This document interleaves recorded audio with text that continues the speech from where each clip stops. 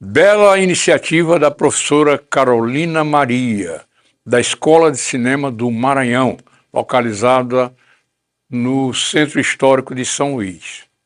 Nós estivemos lá, a seu convite e dos seus alunos, participando de um depoimento, fazendo um depoimento sobre como foi a nossa convivência com o saudoso cantor e compositor Tadeu de Abatalá, que ao lado também de saudosa memória, participou do LP em vinil chamado Os Malungos, que no dialeto africano significa companheiros de viagem.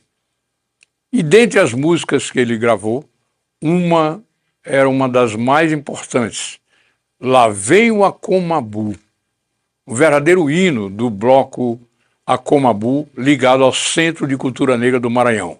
E foi sobre esse assunto que eu prestei um depoimento importante para a professora Carolina Maria e seus alunos que estavam também acompanhando, assim como fizeram outros grandes nomes da cultura maranhense.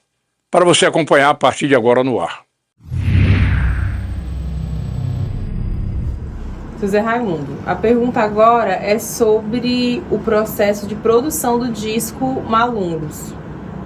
Foi o primeiro disco na nossa pesquisa com esse registro de música afro para bloco, né, para carnaval, né, nesse formato que na época disco e vinil, isso, nesse formato de música afro-maranhense também, né, popular, não deixava de ser.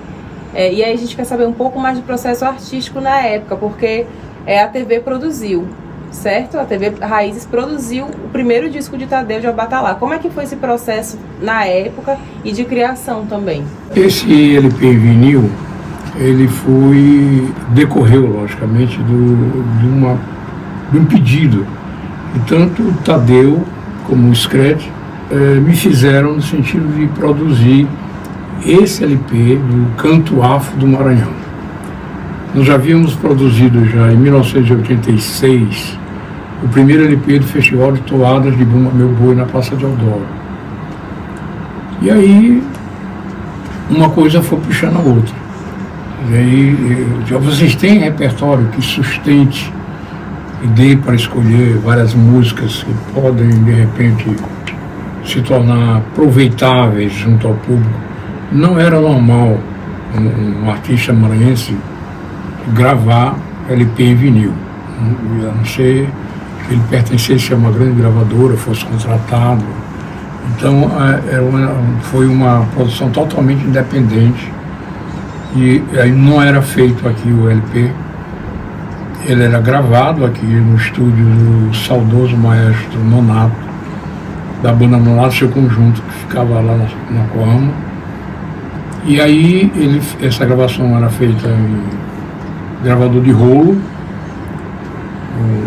que não se usa mais, e depois de gravado ele era mixado, era condensado em forma de um produto que se chamava exatamente uma seleção das músicas que iriam fazer parte do LP em vinil, tanto do lado A como do lado B. Então nós fizemos esse LP e o maestro Nonato fez a edição, colocou os instrumentos, colocou a voz guia primeiramente, depois da voz guia ele colocou a voz definitiva, tanto de Tadeu como de Scred, e ficou mixado, perfeitamente mixado. Então mandamos esse LP, essa mixagem para a gravadora, localizada realmente no eixo Rio-São Paulo, e lá foram feitas 1000 cópias desse LP em vinil, que para eles não custou nada. Eu bancava esse LP através dos meus patrocinadores e eles entravam com a parte musical, a seleção das músicas, tudo, e a parte de gravação e de edição ficava com o estúdio do maestro Nonato. Concluída essa etapa do trabalho de gravação, depois de mixagem, depois de tá pronto, tá aqui a fita, tá aqui o rolo com as 12 músicas, esse rolo é que a gente mandava para a gravadora no eixo Rio São Paulo. E lá eu esperava 2 meses, 3 meses, ficar pronto aquele trabalho. Depois tinha a elaboração da capa, produção da capa, contracapa, tudo isso é um trabalho feito à época com muita dificuldade. E aí funcionava da seguinte forma: a gente bancava todo o custo de produção do LP, e quando vinha o produto feito já, devidamente encapado, colocado no plástico e tudo mais, a metade ficava com a nossa produtora, com a nossa gravadora, com o nosso programa, e a outra metade era dado graciosamente para os cantores. Eles não investiam nada financeiramente. Eles iam vender aqueles discos, e o que eles conseguissem vender, a receita era toda deles. E eu, em contrapartida, ia vender a minha parte que me cabia, a metade da produção, para dessa venda custear, reembolsar o que eu gastei. Como o senhor conheceu o Tadeu, né, antes desse processo? O senhor tem essas memórias? Ou então, qual foi o primeiro evento mais significativo, né, de troca, né, cultural entre vocês que vem à sua memória? Não tivemos contato. E essa música que ele cantava, que eu considero a mais importante, que é praticamente um hino do Centro de Cultura Negra, que é o Lá Vem o Macomabu. Essa música, então, quando ele cantava na avenida, levantava a galera.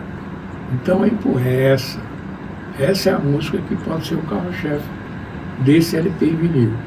Aí cantava ele, cantava o Tadeu, o Scratch, a Célia Sampaio também fazia parte, o próprio Carlão. Então, a gente via no semblante das pessoas uma motivação por uma obra que permanecia oculta.